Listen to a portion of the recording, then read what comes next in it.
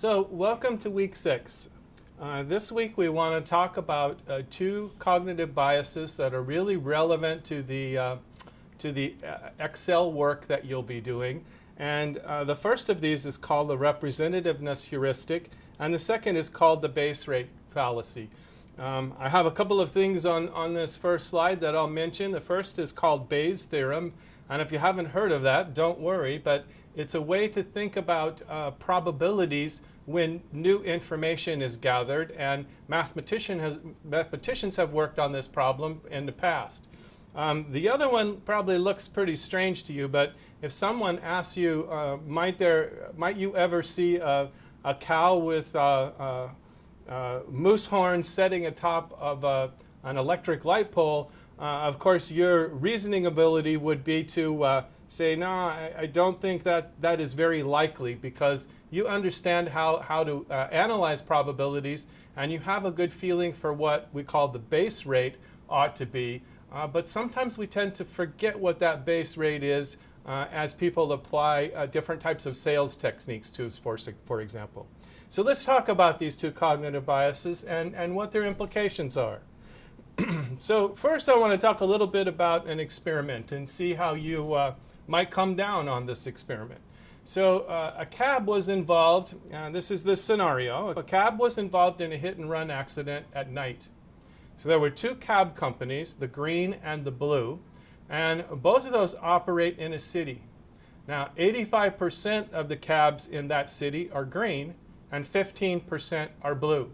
So basically only two colors of cabs in that city, with the 85% being green and 15% being blue.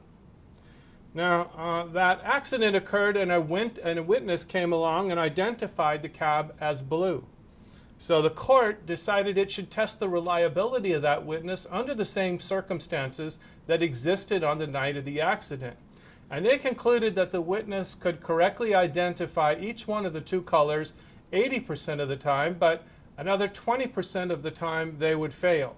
So they took the witness to the site, ran this experiment, and found out that 80% of the time the witness was able to say, yes, I correctly identified that color, and 20% of the time it was incorrect. So now here's the question to ponder. What's the probability that the cab involved in the accident was blue rather than green, knowing that this witness identified it as blue? So think about that just a second. What is the probability that the cab involved in this accident was blue rather than green, knowing that the witness identified it as blue? Well, if you're like most subjects that were thinking through this experiment, you gave probabilities over 50% that the likelihood was that it was true. But it turns out that the correct answer, and that's found using that theorem that I was showing, is much lower than 50%. Some people even said it was 80%, so it's much lower than those. Turns out there's a 12% chance. And the way that you calculate that is you take the 15% times the 80% of the witness correctly identifying a blue cab. And it turns out also there's a 17% chance, that's 85% times 20%, of the witness incorrectly identifying a green cab as blue. And so therefore you get a 29% chance, that's 12% plus the 17% that we just calculated, that the witness will identify the cab as blue. So the result here is that there's really a 41% chance. So it's less than 50% that the cab identified as blue is actually blue. So this is an example of where we miscalculate based on some of our assumptions about the representations that we use. And it's a very normal type of bias unless we sit down and we calculate out some of these intrinsic values and decompose them and look at them in detail in say, a spreadsheet-like fashion. So the representativeness heuristic really comes about when we're making judgments about the probability of an event under uncertainty. And these heuristics that we use are often called judgmental shortcuts. because we like to do them because they get us where we need to go fast, and yet we might be off a little bit and actually get sent off course if we use these quick heuristics to make decisions.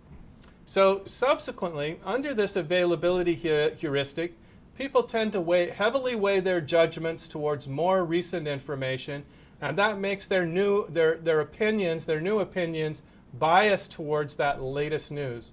Sort of what's the most salient tends to influence us the most. So now let's shift gears to a little bit of a different one, but it's often classified in the same area. Now, of course, that heuristic that we just discussed could be very applicable to the stock market, where certain types of events in the stock market might frame our reference or our thinking for how we make investments. So here's another example. This one is called the base rate fallacy. This is committed when a person judges that an outcome is going to occur without considering any prior knowledge of the probability that it will occur. So lots of times they focus on other information that isn't really relevant to a situation. So here's an example. Suppose I show you a bag of 250 M&Ms with equal numbers of 5 different colors. Bag of M&Ms, equal numbers of 5 different colors inside that bag. And then I ask you, what's the probability I'll pick a green one while my eyes are closed? So I'm going to reach in the bag, pull out of this 250 M&Ms where there's an equal number of 5 different colors. I want to know what's the probability that I'll get a green one. But I'm going to give you some additional information. I tell you that yesterday, and knowing that these green ones are my favorite for some reason, I picked out twice as many green M&Ms than red ones. So now I would ask you again, what's the probability I'll pick a green one? Well, if you ignored the fact that there's 50 of each color, and you instead focused on the fact that I picked out twice as many green M&Ms yesterday than others, you probably committed this base rate fallacy, because really what I did yesterday is irrelevant information. It's the initial probabilities that are going to influence this decision, not the fact that something specific happened to me just yesterday in regard to an experiment. So oftentimes we get caught up in things that are irrelevant to the situation that we're trying to look at. Some stocks went up, but they're not even the stock that we're interested in buying or in the industry that we're interested in buying it. So that really is irrelevant information, yet it tends to shape our decision making.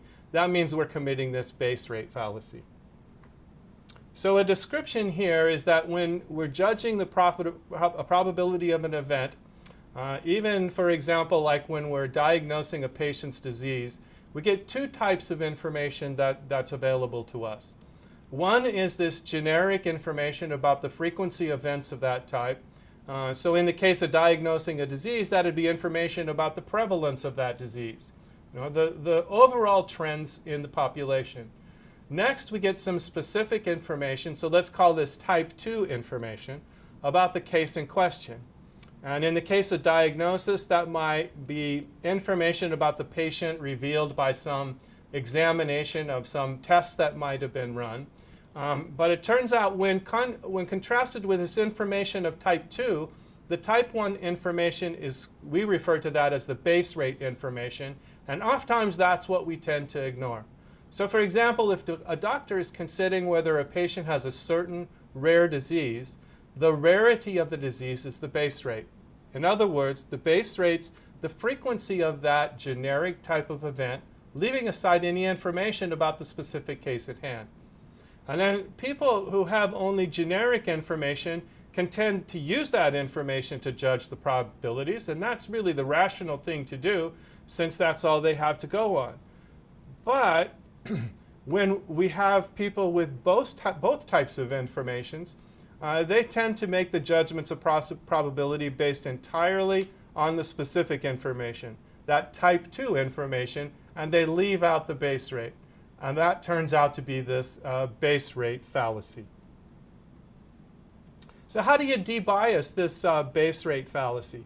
Well, in terms of both of these cognitive biases that we've discussed, graphs are a great way to help us look at things. And I showed you one picture there along the way. And drawing pictures and Venn diagrams to reason things out can really help you in this regard. And in addition, of course, you can build nice graphs using spreadsheets to be able to help you see a full situation. This base rate fallacy, I want to point out to you, is often called the gambler's fallacy. When we've won once, we think that we're going to keep on winning, even though the real base rate or the probability of winning is not as high. We're just paying most attention to that latest situation. So make sure when you're considering something, an important decision, think about that reasonableness test. Is what I'm doing reasonable? Is it reasonable that I'm going to see a cow on top of a electric light pole with moose antlers, even though there may have been a picture of that early on in the slides? The base rate is just not going to make it past the smell test. It's not reasonable. Thank you.